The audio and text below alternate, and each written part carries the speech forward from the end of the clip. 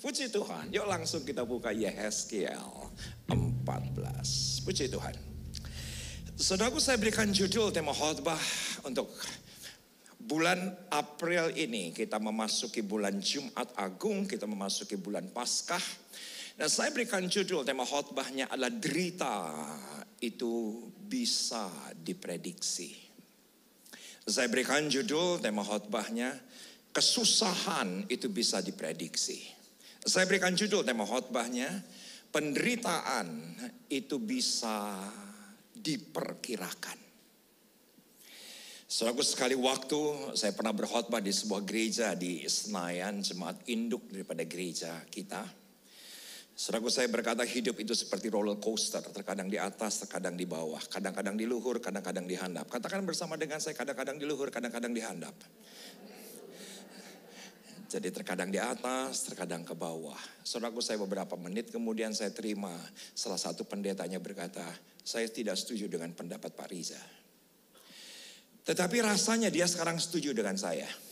Kenapa? Sepakat nggak dengan saya, tidak ada seorang pun yang alami pandemi ini merasa ada di atas. Ekonon cicing wae. Siapa yang sepakat dengan saya, hidup itu seperti roller coaster. Terkadang di atas dan terkadang di bawah. Ya, iman kita berkata kita tidak pernah turun tapi kita naik. Ya, iman kita berkata kita tidak akan pernah jadi ekor tapi menjadi kepala. Tapi tolong perhatikan konteksnya itu soal ketaatan. Katakan ya. Bahwa ketaatan kita tidak akan pernah turun tapi naik. Iman kita tidak pernah jadi ekor tapi menjadi kepala. Itu konteksnya.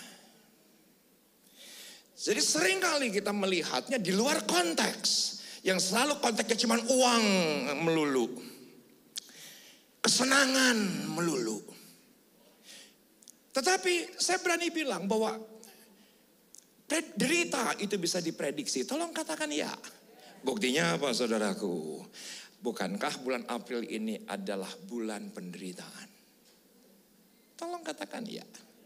Saudaraku, kalau Katolik hari ini mungkin ada Rabu Abu, Kamis Putih. Kenapa mereka mengadakan itu semua? Yaitu untuk memperingati bagaimana penderitaan Yesus untuk Anda dan saya. Dan kalau Yesus menderita untuk Anda dan saya, berarti penderitaan itu bisa diprediksi.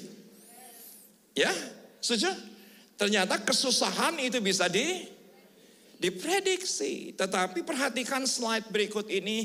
Dan biarlah Anda foto slide berikut ini. Dan biarlah ini menjadi iman kita, pegangan kita. Jauh sebelum penderitaan itu datang, Kristus telah merancangkan yang baik untuk kita. Jauh sebelum kesusahan itu datang, Kristus telah memiliki rancangan yang baik untuk kita. Ini iman kita. Prediksi daripada kesusahan bisa saja datang. Prediksi daripada penderitaan bisa saja datang. Kita nggak pernah tahu, saudaraku, ketika tanggal 15 Maret 2020, kita nggak pernah bisa ngerti. Tanggal 16 Maret 2020, kita bekerja di rumah, belajar di rumah, sekolah dari rumah. Kita tidak pernah tahu.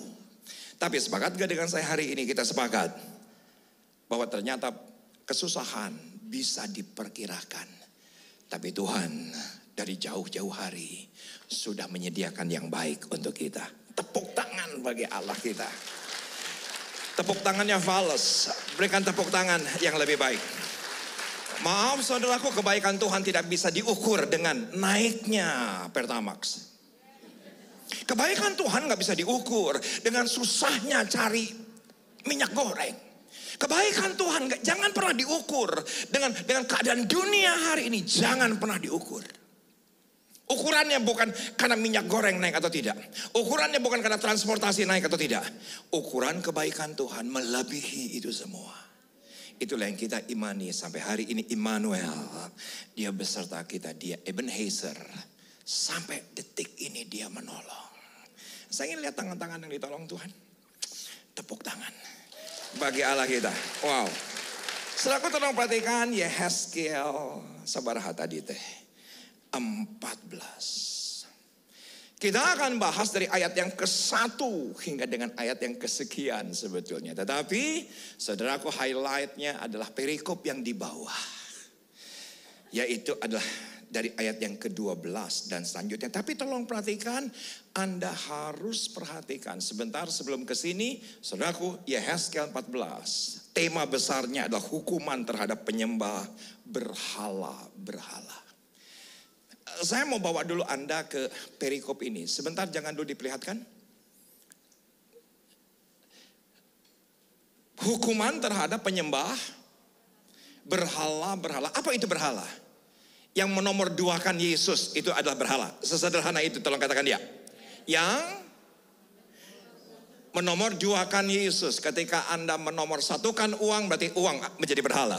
Ketika Anda menomorsatukan pelayanan, berarti pelayanan jadi berhala. Ketika Anda menomorsatukan gereja sekalipun, berarti gereja jadi berhala. Selaku apa saja yang kita anggap nomor satu selain Yesus itu adalah berhala. Dan sepakat nggak dengan saya, Indonesia hari ini dengan kearifan lokal sudah terlalu banyak kliniknya. Saya setuju dengan sahabat saya 2 minggu yang lalu saya bertemu dengan Pastor Gilbert. Saya setuju dengan beliau. Bahwa saudaraku, Indonesia ini sudah dipersembahkan kepada berhala-berhala. Dengan kalimat kearifan lokal. Cuman hanya gara-gara apa? Hujan berhenti ketika sebuah acara besar di Mandalika. 15 menit saudaraku, hujannya berhenti. Padahal menurut BKMG memang harus berhenti. Ya memang menurut perkiraan cuaca juga memang harus berhenti. Bukan karena rara. Tapi semua menjadi bangga. Ini menjadi kearifan lokal. Saudaraku, bahasanya sopan sekali. Santunnya luar biasa. Bahkan saya memberanikan diri berkata, kita harus benar-benar berdoa untuk Indonesia. Kenapa? Ketika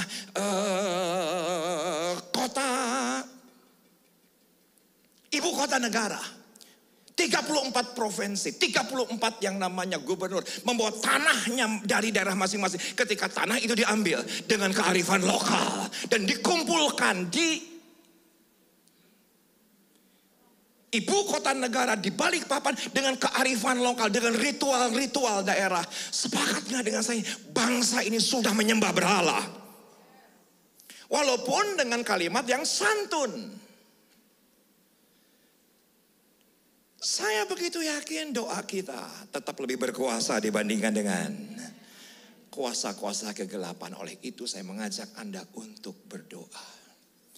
Tetapi tolong perhatikan, ternyata kalau sedemikian rupa Tuhan izinkan segala sesuatu terjadi. Perhatikan yuk ayat yang ke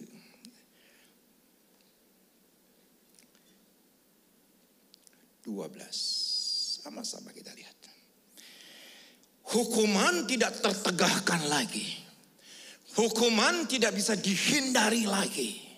Hukuman tidak bisa ditunda lagi. Tapi yang menarik saudaraku, ada yang bisa menunda. Perhatikan, kemudian datanglah firman Tuhan kepadaku, hai anak manusia, kalau sesuatu negeri berdosa kepadaku dengan berubah setia, dengan kearifan lokal. Dan aku mengacungkan tanganku melawannya dengan memusnahkan persediaan makanan dan mendatangkan yang ke-1 kelaparan. Katakan bersama dengan saya, kelaparan. Saya berani bilang saudaraku, oleh karena jumlah penduduk yang tidak bisa ditahan, sedangkan sumber daya manusia, sumber daya alam yang terus menurun, cepat atau lambat akan terjadi kelaparan. Indikasinya sederhana, sumber dayanya turun, sedangkan jumlah manusianya naik. Ya gak sih? Pasti kelaparan terjadi. Dan sekarang sudah terjadi. Beberapa minggu yang lalu ada seorang ibu ngegorok. Katakan bersama, jangan bilang. Gak enak bahasanya. 3 anaknya digorok. Hanya berkata, aku gak ingin kamu kelaparan. Daripada kamu anakku kelaparan, aku gorok. Cuman karena satu kata, di sebuah daerah di Jawa Tengah, karena khawatir, karena kelaparan, saking miskinnya. Tapi perhatikan ayat yang ke-14. Biarpun di tengah-tengahnya berada ketiga orang ini. Siapa? Nuh, Daniel, dan Ayub. Mereka akan menyelamatkan hanya nyawanya sendiri karena kebenaran mereka demikianlah firman Tuhan Allah. Saudaraku, istri saya berkata tadi malam kepada saya bahwa keselamatan itu individual. Tolong katakan ya. Saudaraku, ini orang beda zaman. Nuh jelas itu zaman purba. Daniel, saudaraku, ya benar hidup pada zaman Yehezkiel. Tetapi yang namanya Ayub itu jauh lebih purba lagi. Karena semua kita mengerti Ayub adalah kitab tertua secara teologi dalam Alkitab kita. Sebelum kitab Kejadian, saudaraku, kitab yang paling tua adalah kitab Ayub. Mereka berbeda zaman. Tapi ketiga orang ini harus jadi pola dalam kehidupan kita. Pertama, kelaparan. Yang kedua, ayat 15. Tapi jikalau aku membuat binatang buas berkeliaran di negeri itu, yang memusnahkan penduduknya sehingga negeri itu menjadi sunyi senyap, dan tidak seorang pun berani melintasinya karena binatang buas itu. Perhatikan ayat 16. Dan biarpun di tengah-tengahnya berada ketiga orang tadi, demi aku yang hidup, demikianlah firman Tuhan Allah, mereka tidak akan menyelamatkan baik anak-anak lelaki maupun anak-anak perempuan, hanya mereka sendiri akan diselamatkan, tapi negeri itu akan menjadi sunyi sepi. Sepakat nggak dengan saya sekarang binatang buas sedang berkeliaran? Saudaraku, perzinahan sedang berkeliaran, katakan dia. Homoseks lagi berkeliaran, LGBT sedang berkeliaran. Itulah binatang-binatang buas yang ada di sekitar. Kalau saudaraku kita buka diri, binatang buas akan memakan hidup kita. Binatang buas akan memakan semua yang baik yang ada dalam kehidupan kita. Binatang buas ini sekarang ada di mana-mana. Saudaraku, kalau saya nonton Netflix aja, selalu saja dalam sebuah film ada yang homo, ada yang lesbi. Kok seolah-olah mereka sedang membuka diri dan memamerkan bahwa inilah binatang buas yang sedang melanda dunia. Dan ternyata yang diselamatkan hanya 3 orang ini. Perhatikan, itu yang kedua. Ayat 17. Tetapi jikalau aku membawa pedang, katakan bersama dengan saya pedang, atas negeri itu, dan aku berfirman, hai pedang,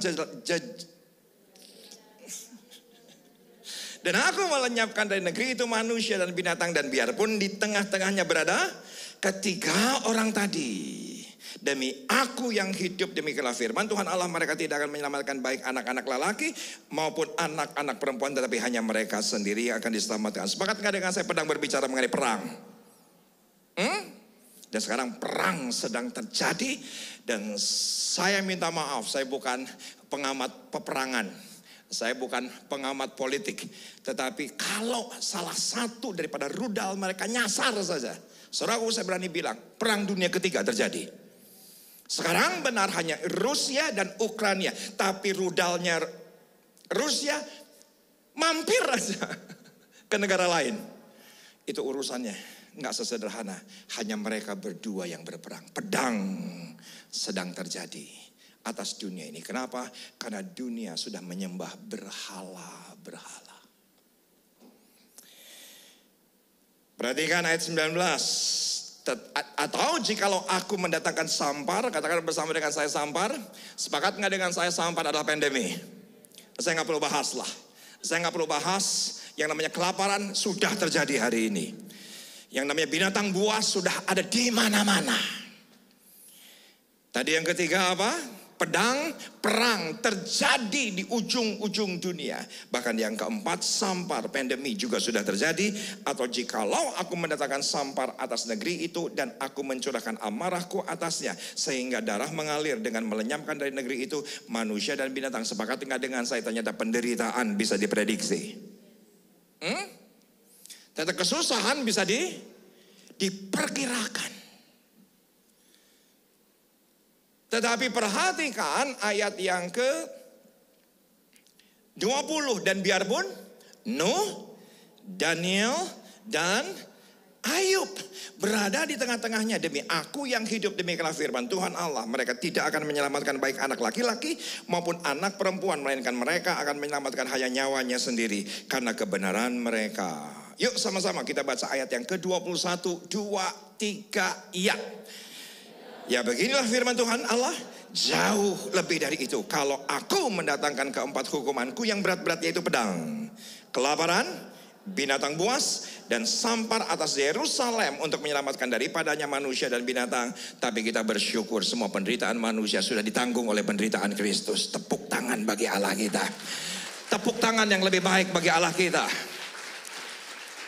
Dan perhatikan apa hubungannya sekarang Nuh, Daniel, dan Ayub. Itu yang dalam 1 bulan terakhir jadi pemikiran dalam kehidupan saya. Orang yang tidak pernah berjumpa karena dari berbeda zaman, berbeda era. Tapi apa hubungannya dengan Nuh, orang yang taat, orang yang takut akan Tuhan, hidup dalam kebenaran, pemberita kebenaran. Saudaraku, ratusan tahun jadi pengkhotbah. Apa hubungannya dengan Daniel, saudaraku, orang nomor 2 setelah Nebukadnezar yang punya excellent spirit. Apalagi daripada Daniel. Orang yang cerdas, bahkan lebih cerdas pada zamannya. Penasehat nomor 2 daripada pemerintahan yang ada. Dan apa hubungannya lagi sama Nuh, sama Daniel, dan juga Ayub. Siapa Ayub? Saleh, jujur, menjauhi kejahatan, takut akan Tuhan. Tapi sepakatnya dengan saya dari ketiganya ini ada benang merah. Katakan bersama dengan saya benang merah. Belum semua, katakan bersama dengan saya benang merah. Saudaraku, tolong perhatikan, yang ditolong Tuhan hanya orang-orang yang berhikmat. Kenapa saya katakan demikian? Kenapa saudaraku saya katakan demikian? Karena saya melihat 95% daripada Alkitab. Anda mungkin berkata, Pak enggak 95%, 94 tenan naon. Saeutik bedana. Pak maaf Pak, saya enggak setuju Pak dengan 95%. Tapi saya berpikir 60% tenan naon. Beda dengan saeutik. Tapi saya memberanikan diri berkata 95% yang terjadi dalam Alkitab, maaf, adalah hikmat.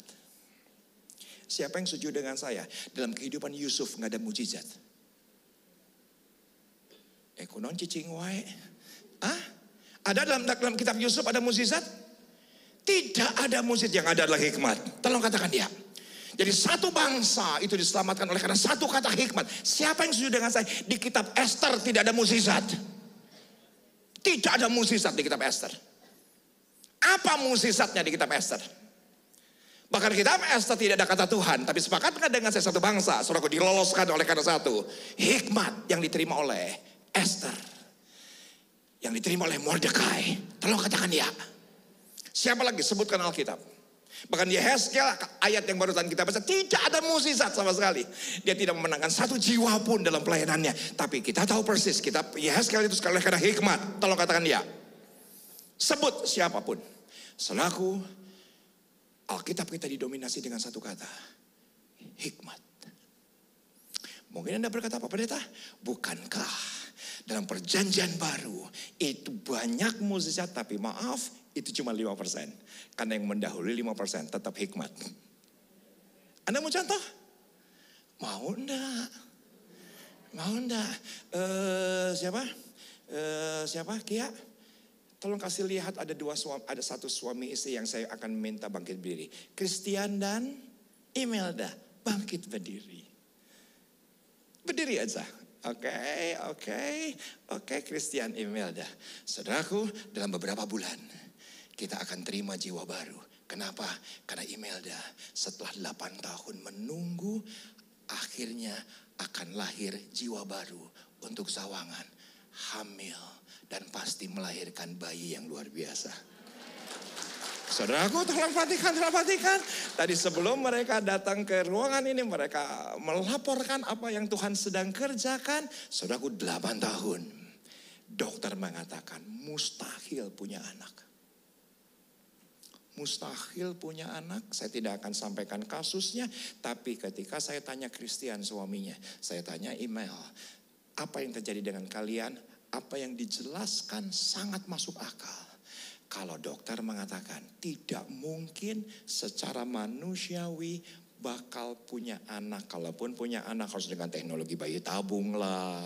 Tapi kalau yang lahiriah hampir mustahil. Tapi saya tanya, apakah kalian bayi tabung? Tidak sama sekali. Lahiriah. Sepakat nggak dengan saya mukjizat masih ada? Tapi tolong perhatikan. Mereka hamil Oktober 2020. 21 ketika Email atau Christian ulang tahun. Kakeknya Pak David. Pak David? Aman Pak David? Puji Tuhan.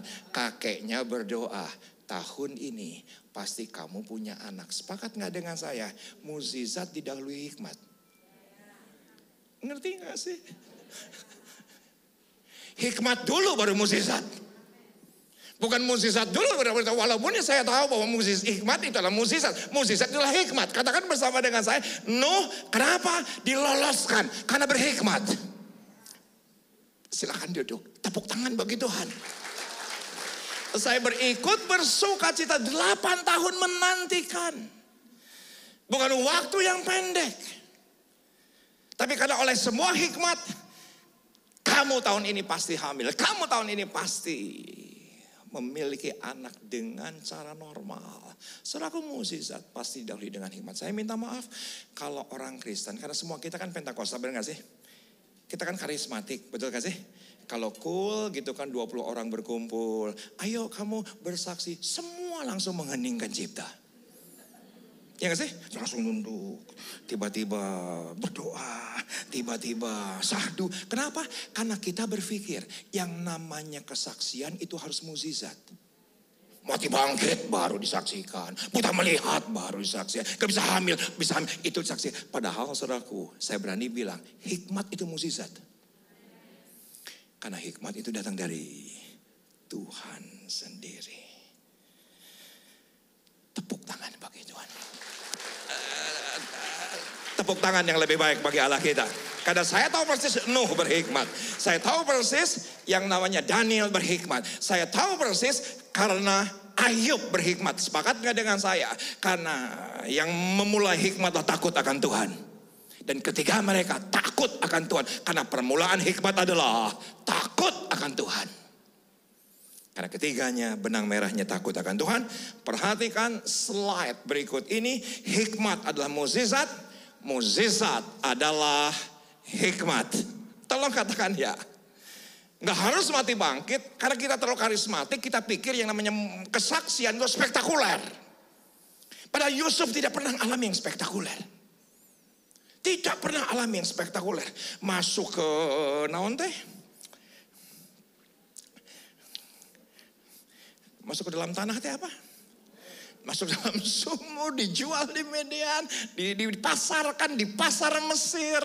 Saudaraku, nggak ada mukjizatnya. Tapi karena diloloskan karena sebuah kata namanya adalah hikmat. Jangan anggap remeh satu kata hikmat. Yuk kita lihat Daniel 12 ayat yang ketiga. Daniel 12 ayat yang ketiga. Daniel 12 ayat yang ketiga, dan orang-orang bijaksana akan bercahaya seperti cahaya cakrawala. Bijaksana, Alkitab berbahasa Inggris menggunakan kata wise. Sepakat nggak dengan saya kata wise? Ada kata dasar dari hikmat. Oke? Perhatikan. Bijaksana menggunakan kata wise. Dan wisdom yang adalah hikmat, kata dasarnya adalah wise. Siapa yang diluputkan ketika penderitaan terjadi? Siapa yang diloloskan? Karena penderitaannya sudah pasti, tidak bisa tertegahkan, tidak bisa dihindari, tidak bisa ditunda.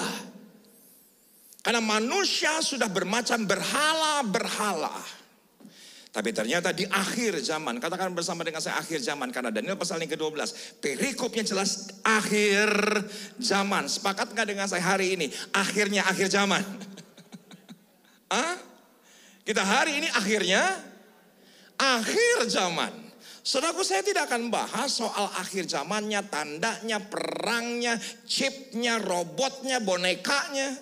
Saya tidak akan lihat dari sisi keuangan. Tapi tolong perhatikan yang paling penting adalah, dan orang-orang bijaksana akan bercahaya seperti cahaya cakrawala. Dan yang telah menuntun banyak orang kepada kebenaran. Kepada apa?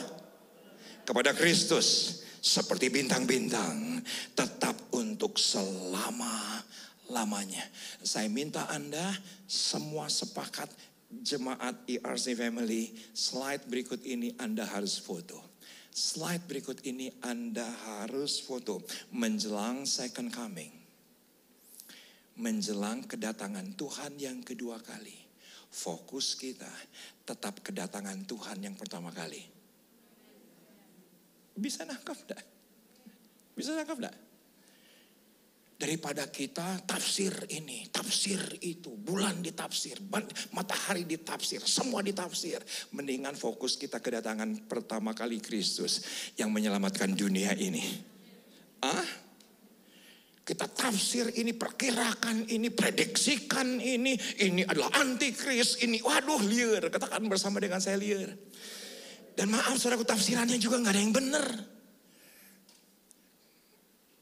Akhirnya tafsirnya ke sana, tafsirnya ke sini. Daripada fokus saudaraku menjelang second coming ini, tetap fokus kita memenangkan jiwa. Fokus kita setiap lutut bertelut, setiap lidah mengakui Yesus adalah Tuhan. Fokus kita adalah segala bangsa-bangsa kakinya bertelut bahwa Allah, Tuhan Yesus adalah Tuhan di atas segala Tuhan. Tolong katakan ya. Tetap fokus kita adalah bagaimana Tuhan menyelamatkan dunia ini. Karena saya tahu proses menjelang second coming akan ada penderitaan. Tapi fokus kita bukan penderitaan. Fokus kita lah Yesus sendiri. Dan ketika fokus kita Yesus, kita akan membawa banyak orang dalam kebenaran. Wow. Tepuk tangan bagi Allah kita. Saudaraku, bagian yang terindah dari salah satu pelayanan pandemi, terus terang buat saya, dari begitu banyak kesulitan, saya berkata kepada beberapa orang dalam kesaksian saya bahwa 2020 gereja ini hancur. Gereja ini rasanya sulit untuk kembali bangkit. Sulit untuk kembali bangkit. Tapi saya mengucap syukur kepada Tuhan. Siapa yang sepakat dengan saya? Apa yang terjadi di depan sering kali Tuhan pakai sesuatu yang ada di belakang kita. Ini yang saya percayai. Pengalaman bersama dengan Tuhan di belakang kita Tuhan tetap pakai untuk kita bisa menang ke masa mendatang. Saudaraku, saya ini sekian belas tahun konsultan keuangan, bukan marketing, tetapi konsultan keuangan. Yang namanya konsultan keuangan, saya diajarkan oleh bos saya tidak boleh bilang tidak. Katakan bersama dengan saya, tidak boleh bilang tidak. Pokoknya kumaha engke kudu lemah kudu bisa begitu. Jadi naon wenu yang diminta klien harus bisa gitu. Jadi saya tidak pernah berkata kepada calon nasabah saya, nggak bisa, nggak mungkin, nggak bisa, nggak mungkin. Saya pakainya di depan klien selalu berkata bisa. Saya mengucap syukur mentalitas ini. Saudaraku, ketika pandemi, ketika semua orang bilang nggak bisa, saya berpikir tetap bisa karena kita punya Tuhan.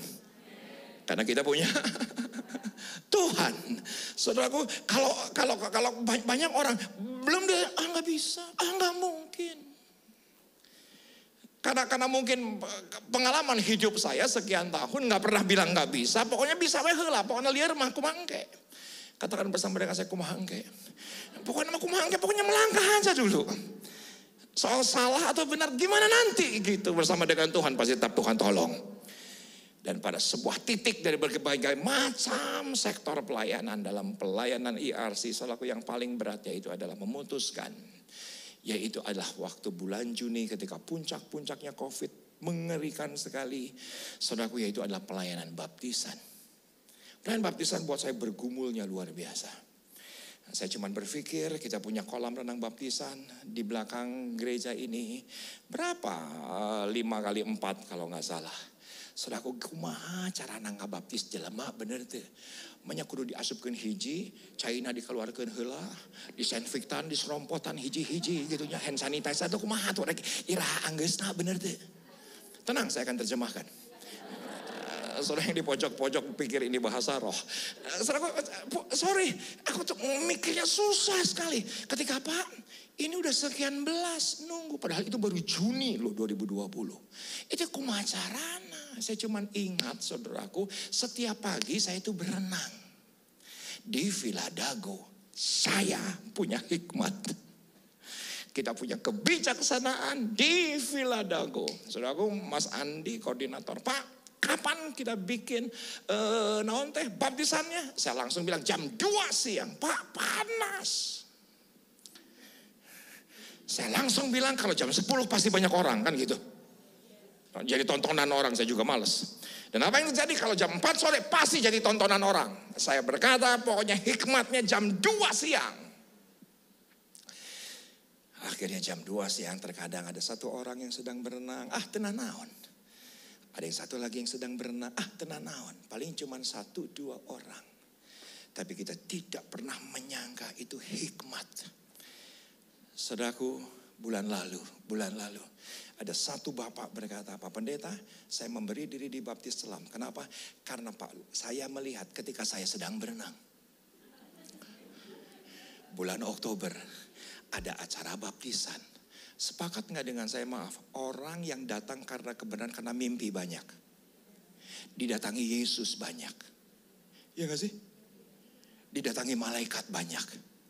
Didatangi pendeta banyak. Jarang saudaraku yang lagi berenang. Bisa nangkap gak sih? Tetapi hikmat itu akan membawa orang kepada first coming. Kepada kedatangan Tuhan kali pertama. Ya, karena kita tahu ini adalah second coming. Menjelang kedatangan Tuhan yang kedua. Tapi hikmat itu akan membawa kita. Dan banyak orang yang bercahaya kebenaran. Dan saudaraku, saya mengucap syukur. Kemarin tanggal 2 April. Saudaraku, ada seorang ibu dan berkata, Pak Riza, saya adalah suami, saya adalah istri dari suami saya yang bulan lalu dibaptis. Ngelihat gereja ini berenang. Begitu ya kan? Jadi sambil berenang, lihat saudaraku satu jiwa bawa jiwa yang lain. Saudaraku, saya tanya, adakah yang menginjili? Tidak ada. Adakah yang memberitakan Yesus? Tidak ada. Cuman karena berenang dan lihat, dia cari tahu ini acara apa. Gitu ceritanya. Ketik tanggalnya acara di Villa Dago, ternyata di sosmed bahwa itu adalah Heaven's Party. Kita menyebutnya ibadah baptisan kita adalah pesta daripada sorga. Dan ternyata mereka cari tahu, nah pestanya ada di Villa Dago, kan begitu ya kan. Katanya di sorga, kan gitu ya kan. Dan akhirnya mereka cari tahu, setiap lutut berterut, setiap lidah mengaku Yesus adalah Tuhan. Yang penting menjelang second coming, fokus kita tetap first coming. Tolong katakan ya. Menurut saya itu adalah hikmat. Saya tutup di sini. Teman-teman pemuji dan penyembah bisa maju ke depan.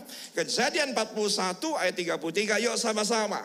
Ketika Firaun mendapatkan mimpi dan dia nggak bisa dapatkan mimpi dan semua kita tahu. Tiba-tiba ada satu anak manusia namanya adalah Yusuf yang ketika itu posisinya dalam penjara. Dan ketika semua orang melihat bahwa sulit sekali untuk mengartikan mimpi ini. Dan perhatikan ayat Kejadian 41 ayat 33. Yuk sama-sama kita baca. 2, 3 ya. Oleh sebab itu, baiklah tuanku Firaun mencari seseorang yang berakal budi dan bijaksana dan mengangkatnya menjadi kuasa atas tanah Mesir. Perhatikan. Saya memberanikan diri berkata, atau perlihatkan slide-nya. Perhatikan slide-nya. Hikmat ada di mana-mana, tapi bisa berhenti bila akal budi kita tidak diisi dengan terus belajar. Bisa nangkap? Hikmat ada di mana-mana. Tolong katakan bersama mereka, saya hikmat ada di mana-mana. Saudaraku, kalau kita ngelihat yang namanya Alkitab, saudaraku, hikmat ada di mana-mana. Ada di pintu gerbang, ada ketika mereka ketemu dengan orang yang lebih bijaksana, yang lebih tua. Saudaraku, hikmat ada di mana-mana, tapi bisa berhenti. Tolong katakan ya. Maaf, kalau otaknya gak ada isinya. Agak berat nih. Makanya terus belajar, tolong katakan ya. Jangan berhenti belajar. Jangan berhenti yang namanya ini diisi. Kalau punya waktu bacalah. Kalau punya waktu belajarlah. Hikmat ada di mana-mana, tapi bisa berhenti kalau saudaraku nggak ada isinya. Saya berdoa, saudaraku, di tengah-tengah kesulitan sekalipun. Sekarang kita sudah akan kembali normal. Tapi selagi kita punya waktu, kita mau terus belajar. Karena akal budi ini harus diisi. Karena akal budi ini harus diisi. Nalar ini harus diisi. Kalau nggak diisi, saudaraku, kita nggak pernah akan naik ke level yang lebih tinggi. Tapi kalau kita mau naik terus ke level lebih tinggi. Seperti Daniel, Nuh, dan Ayub. Diloloskan dari penderitaan, diloloskan daripada kesusahan. Saudaraku, haruslah berhikmat. Slide yang terakhir rasanya ada bagaimana cara hikmat diberikan. Yang ke-1 yang meminta, katakan bersama dengan saya yang meminta. Belum semua, katakan bersama dengan saya yang meminta. Tolong perhatikan kata yang itu kualifikasi. Yang artinya kualifikasi. Tolong katakan ya. Siapa? Yang meminta. Artinya yang punya kualifikasi, yang suka minta hikmat. Cepat saja. Karena semua Anda mengerti ayatnya pun Anda bisa temukan di kitab Yakobus. Yang kedua, hikmat Tuhan diberikan kepada yang takut akan Tuhan. Karena permulaan hikmatlah takut akan Tuhan. Respect akan Tuhan. Kita tahu ada yang lebih berdaulat, ada yang lebih berkuasa, ada yang lebih hebat, saudaraku, yang lebih pintar daripada nalar. Itulah takut akan Tuhan. Tapi saya tahu proses ada lagi yang ketiga. Sampai di sini saja, bagi yang tertarik Anda boleh foto untuk mengingatkan kita. Agar kita diloloskan dari penderitaan. Agar kita diluputkan dari penderitaan. Agar kita diluputkan daripada kesusahan. Karena penderitaan bisa diprediksi sebetulnya. Hikmat Tuhan diberikan kepada Nuh, Daniel, dan Ayub. Karena benang merahnya adalah mereka berhikmat. Dan yang ketiga, yang bergaul dengan firman Tuhan. Yang bergaul dengan firman Tuhan. Ketika Anda bergaul dengan firman Allah, ketika Anda berbicara mengenai self-talk Anda mengenai firman Allah, self-discussion saudara mengenai firman Allah. Ketika apa saja yang kita katakan, sepakat gak dengan saya? Yang paling sering berdiskusi dengan diri kita diri sendiri. Hah? Paling sering berbicara dengan diri kita sendiri. Yang paling sering, saudaraku, berkomunikasi dengan diri kita sendiri. Dan biarlah apa yang kita katakan adalah firman Tuhan. Karena kita senantiasa bergaul dengan firman.